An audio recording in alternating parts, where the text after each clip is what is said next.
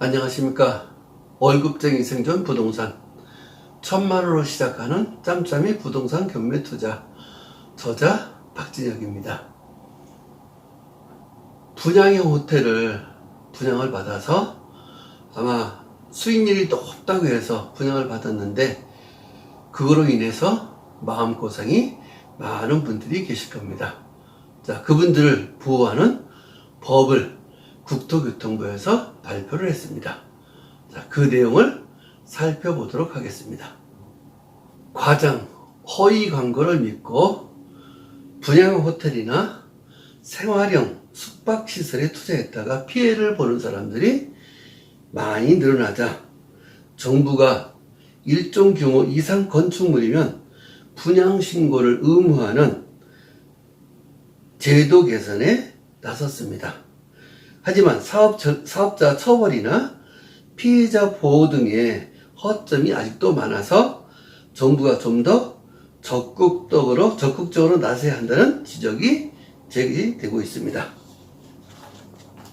정부는 7월 5일 날짜로 건축물의 분양에 관한 법률 시행령 일부 개정안을 입법 예고를 했습니다. 자, 주요 내용을 한번 살펴보도록 하겠습니다. 첫 번째, 생활 숙박시설이 분양신고 대상을 확대를 했습니다.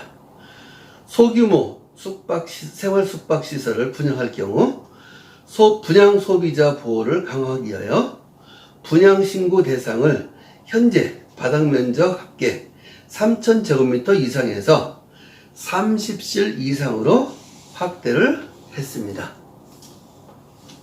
두 번째, 분양 시 구분지상권 말소 예외를 신설하도록 했습니다. 철도 또는 도로 등이 지하에 설치되어 있어서 구분지상권이 설정된 경우 해당 대지에 대한 구분지상권 말소 예외 규정을 신설하고 분양광고 및 분양계약서에 해당 사항을 포함하도록 했습니다.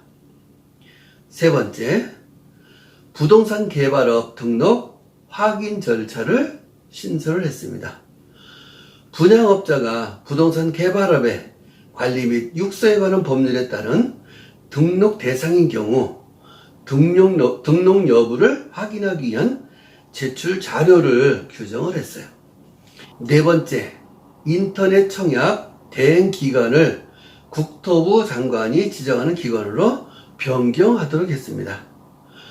자, 인터넷 청약의 안정성 및 주택 청약과의 창구 일원화 등을 위해 인터넷 청약 대행 기관을 국토부 장관이 지정하는 기관으로 변경을 하도록 했습니다. 공개 모집 절차 명확화, 공개 모집 최소 기간 규정, 추첨 시기 명확화 등 분양 절차를 구체적으로 규정하여 공개 모집 제도의 실효성을 제고한다고 했습니다.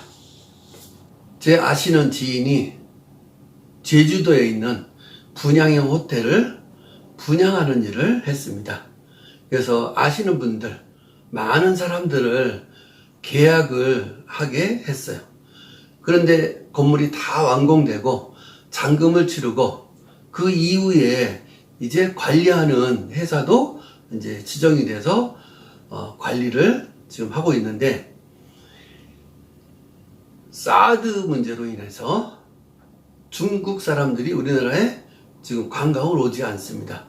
관광 수요가 굉장히 줄었기 때문에 제주도뿐만 아니라 인천 송도나 아니면 서울 명동이나 이런 곳에 분양형 호텔이나 레지던스 호텔 이런 곳들이 지금 상당히 큰 타격을 지금 받고 있어요.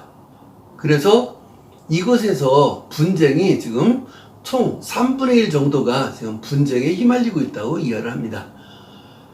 자, 그래서 그 일을 담당했던 분이 요즘은 연락처가 바뀌었어요.